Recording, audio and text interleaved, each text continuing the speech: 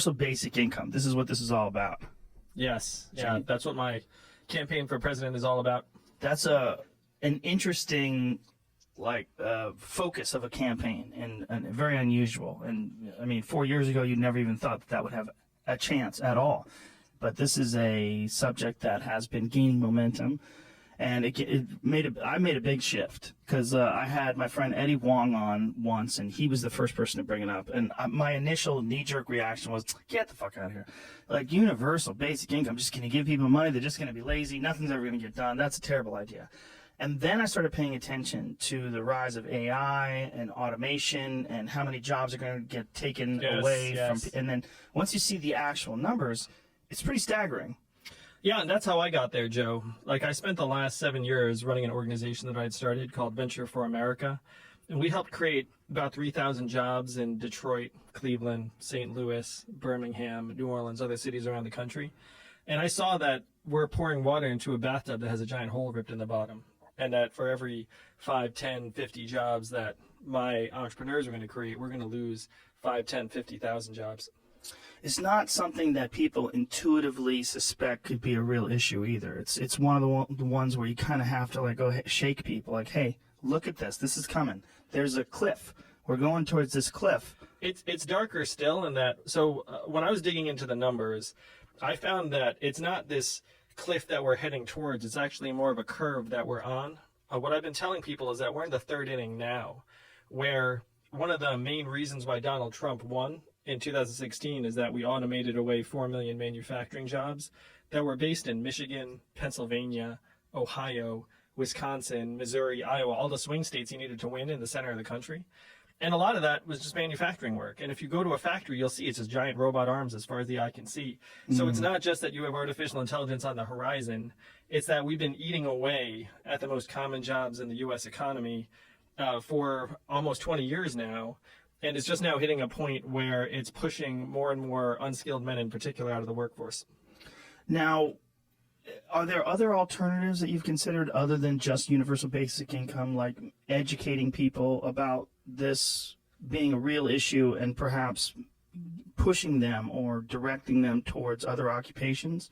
Yeah, so that's the recipe that most people are attracted to. So I just want to unpack the numbers a little bit more so people have a sense of it. I was just with a bunch of truck drivers in Iowa last week, and there's a guy, Dennis Bogaski, that gave me a ride from Altoona to Grinnell in Iowa, where I've been campaigning. And the truth of it, Joe, is that there are 3.5 million truck drivers in this country right now. It's the most common job in 29 states. And the average trucker is a 49-year-old guy with a high school education, maybe ex-military like Dennis was. They're making like $50,000 a year. So then if you say, hey, I'm going to retrain 500,000 truck drivers, for what exactly is like issue number one? Right. And then these guys didn't love school 30 years ago. It's not like driving a truck has made them really excited about the idea. Yeah. And then the new job you're training them for, I looked into the data as to how good we were at retraining, let's say, displaced manufacturing workers in the Midwest when we started decimating their jobs.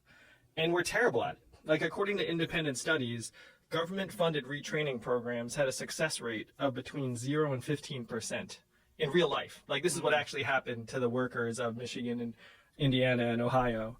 And so if you say we're going to retrain these people, then you'd also have to come up with a way for us to become amazing at something that right now we're really, really bad at. And if you were an employer, which you are, would you rather employ a 50-year-old former truck driver with health problems who got some certificate program?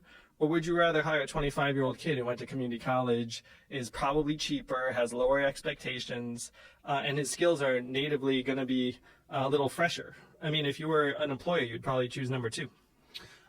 I agree, but I'm trying to look at this through rose-colored glasses, I guess.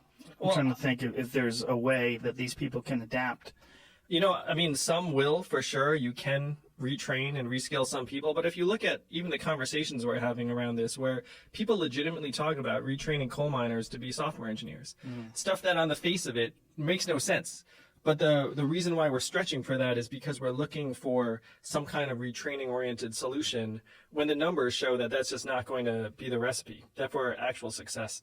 And this is where this whole learn to code controversy is coming out online, where people are actually getting banned for writing learn to code. It's really a hot subject on Twitter. And it's very confusing, too, and I haven't really gotten an explanation for why that's such an offensive thing to say. But people are getting banned for even I know, joking around, saying learn to code.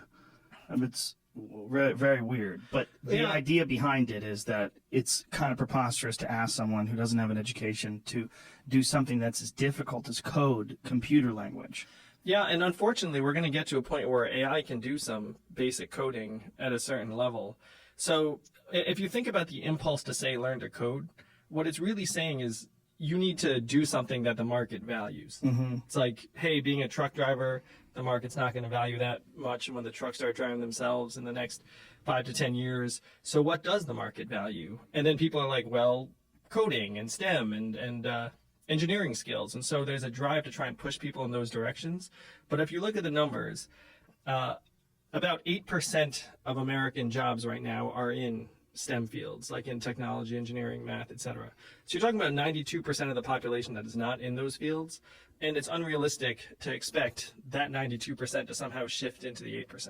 Right, and there even be places for them there. Yeah, that's true too. Even if they perfectly seamlessly transition, there's too many people for those jobs. Yeah, so I've been driven to universal basic income in part because I've been looking at the numbers. The 5 most common jobs in the United States right now are administrative and clerical work, retail and sales, food service and food prep, truck driving and transportation and manufacturing.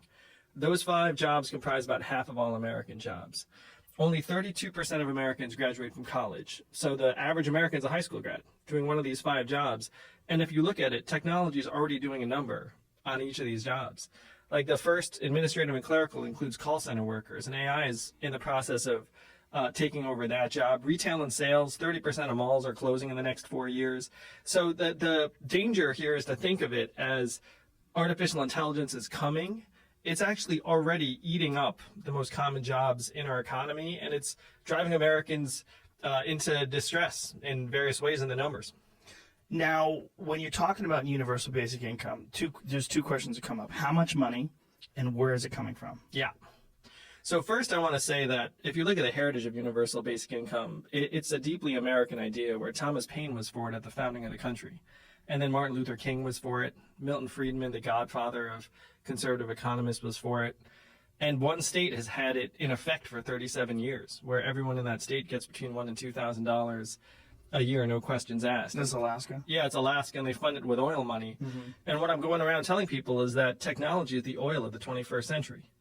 So I know you spoke to another guest about, hey, how do you get, let's say, approximately $3 trillion a year to fund universal basic income? And the great thing is that the first thing is it's not actually $3 trillion. And the reason why it's not $3 trillion is that if you look at what we're currently doing, we're spending about $1.5 trillion right now on 126 welfare programs and Social Security. And so if you show up to someone's door and say, hey, here's a dividend of $1,000 a month, but if you're already getting more than $1,000 in stuff, we're not just going to stack it on top. We're just going to say you're guaranteed $1,000, and if you're already getting more, then this doesn't touch you. You can keep your current stuff. If you're getting $700 in food stamps and whatnot, then you can just get $300 on top. So the $3 trillion actually shrinks a lot very fast because of the fact that about half of Americans are already getting various income support from the government. So the real price tag is closer to about $1.8 trillion if you say everyone who's 18 and up. Now, for context, the entire U.S. economy is now $20 trillion, up $5 trillion in the last 12 years, and the federal budget's $4 trillion. So you're looking at $1.8 trillion. It's a lot of money.